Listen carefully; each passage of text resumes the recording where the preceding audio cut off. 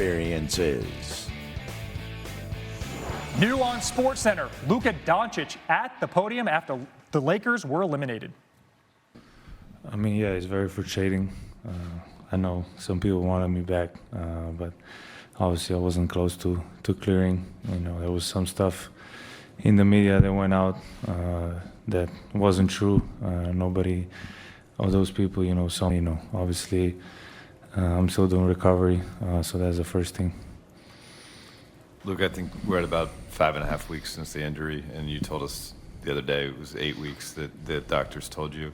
Did you even get to a point where you were able to try to ramp up, or like that was still a stage that you weren't kind of able to progress to? Still not. You know, I'm doing the lifting, I'm doing running and shooting, but I haven't done contact and those stuff. You know, I wasn't clear yet, so those stuff will come in the next week or two probably. Luka, I'm sure you didn't want to be thinking about some of this stuff now, but there are a lot of free agents on this team. The team has cap space. There are trades potentially that can be made. I'm just kind of curious, like, what's your vision for the future of this organization in terms of players, and what was it like to play with Austin and LeBron this season? Honestly, I think this season, you know, obviously didn't end how we wanted. But I feel like the last push we made, you know, in the end of the regular season, we thought that we can compete for championship. I think we had a great team. We had great chemistry, and obviously playing with AR and Braun was an unbelievable experience. They're two great players, and it was really fun to share a court with them. Luka, when you signed your extension last summer, you helped to recruit Marcus and DA. Will you be trying to make sure you recruit LeBron, Austin, DA, and Marcus again this summer? We'll see. Can't tell you nothing.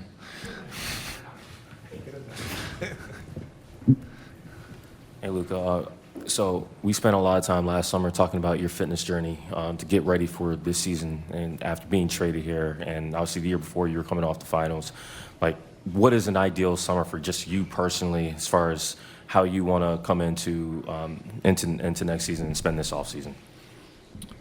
I mean, first of all, I want to spend time with my daughters, and that's probably the only thing that is on my mind right now. And second of all, obviously, you know, get the work in and come back ready for the season. Luka, looking back at that March, how important was that run? You know, I think you guys had 16-2 record in over 18 games. How important was that to kind of see this team clicking on all cylinders for you in your second year in the organization? I mean, it was pretty amazing. I think the feel in the locker room was very good. I think every time we stepped on the court, you know, everybody was fighting, and most importantly, everybody was having fun. So I think that run we made was pretty special.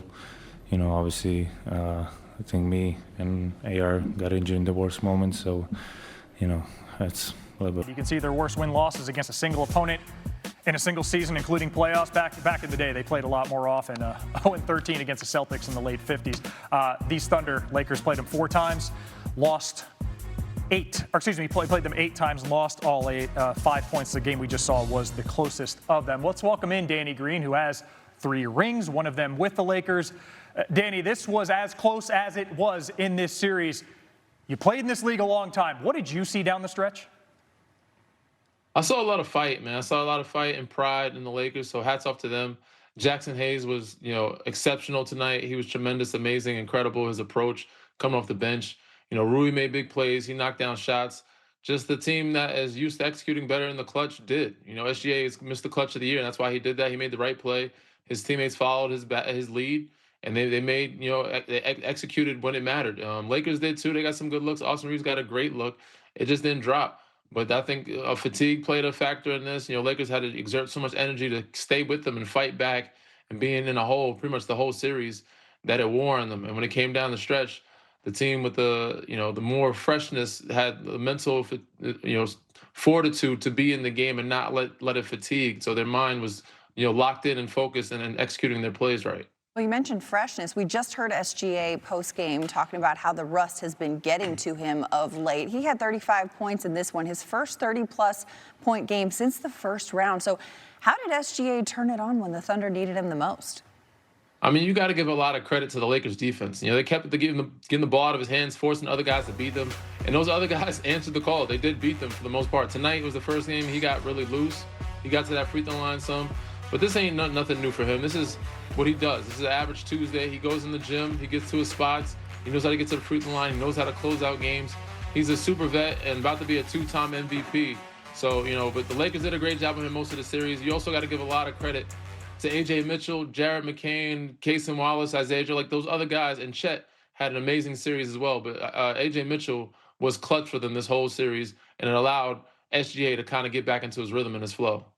And Danny, for so much of this season and postseason, we've assumed that the Thunder would be here, but it's the NBA. Anything can happen. They're 8-0 in the playoffs, back-to-back sweeps, take out the Lakers in 4 games.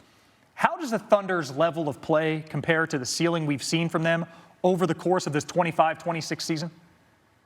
It's pretty close. They aren't fully healthy, though, so we haven't got a chance to see what J-Dub looks like. They're going to need him, especially in this next series and in the finals if they want to be two-time NBA champions. But they're pretty close to their ceiling. They've been playing exceptional basketball. They're playing at a high level. But, you know, this could be a gift and a curse. You know, it's great to be able to get the rest, but it might hurt them. They might get rusty. They haven't had much adversity throughout this playoff series, so it might get a little rocky when they actually do get some adversity and play against a tougher team, whether it's Minnesota or the San Antonio Spurs. And even if they get past that, in the finals, it's going to be tough. So I've been on both ends of the spectrum where I've had 2 sweeps and we weren't ready for that next round. We won the next 2 games, but then we lost in that series. I'd also been where we were down. But I think the ones that helped us the most, the ones that challenged us and prepared us for the next round. So I don't know how much these 2 teams that they played is going to prepare them for the next matchup. But I know Dagnall is a good coach, and he'll have them ready. Well, Danny Green, stay with us because speaking of sweeps, we've got to point out that this is the 4th time LeBron James has been swept in his career.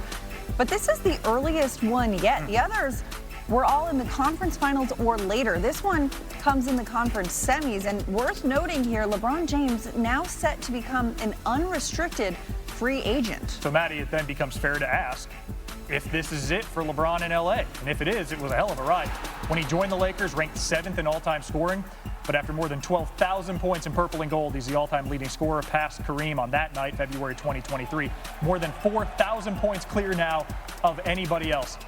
In the bubble, 2020, Bron brought the Lakers a 17th NBA title at the time. That tied the Celtics for most in league history.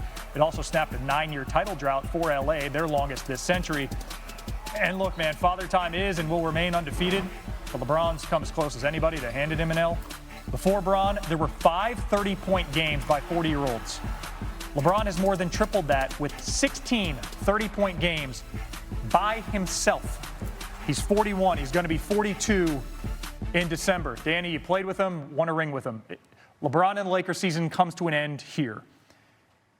If this is it for LeBron in LA, or if this is it for him overall, what has he meant to this league?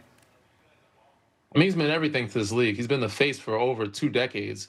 So, you know, the kids that I watched him growing up. So, like, I idolize them. The kids that are in the league now probably were babies when he came in, and they all looked up to him. So, to be able to watch him in real time, and so many people throughout this, you know, league has been able to face him and join him in a locker room on the same team. I'm sure it's the biggest inspiration to all of us. So he's meant so much to this game of basketball. I know a lot of us do appreciate him. A lot of us don't. They're going to appreciate him when he's gone. But he deserves his farewell tour. I don't think this is his last year. I don't think he's done after this. He'll get one more. And we don't know where that's going to be at yet. I don't think he knows either. A lot of questions remain around LeBron James. But for now, Danny Green, thanks so much for the insight. And for more